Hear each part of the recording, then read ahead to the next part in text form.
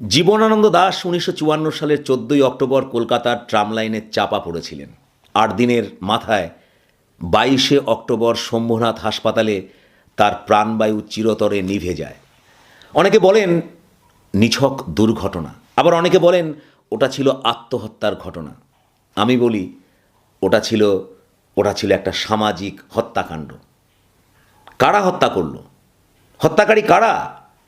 আসলে হত্যাকারী ছিল দেশভাগের যন্ত্রণা থেকে, ছিন্নমূল মানুষের অস্তিত্বের সংকট থেকে উদ্ভূত পারিবারিক বিচ্ছিন্নতা, বেকারত্বের যন্ত্রণা, শহরের যান্ত্রিকতা, সাহিত্যিক জীবনের চরম অবহেলা, পাশাপাশি সাংসারিক জীবনের তিক্ততা।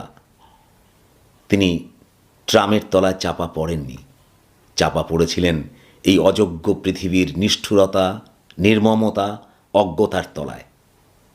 তা প্রশ্ন হলো, এপার বাংলার সেই অযোগ্য পৃথিবী কি 2026-এ পরিবর্তিত হয়ে নতুন কিছু হয়েছে?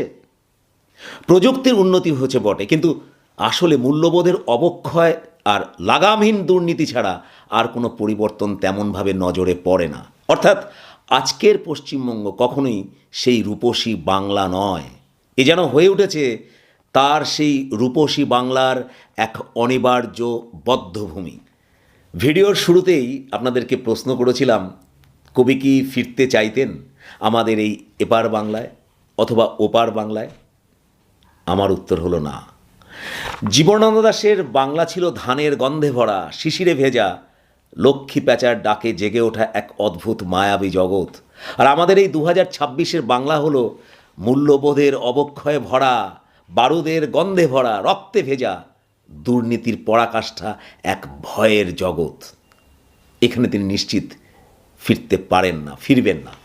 কারণ তিনি জানতেন, মানুষ যখন প্রকৃতিকে হত্যা করে, যখন সংস্কৃতিকে হত্যা করে, ধ্বংস করে, যখন দুর্নীতিকে আশ্রয় করে, তখন আর যাই বাঁচুক, কবিতা বাঁচে না। বেঁচে থাকে অর্থহীন, প্রাণহীন কিছু স্লোগান আর প্রলাপ।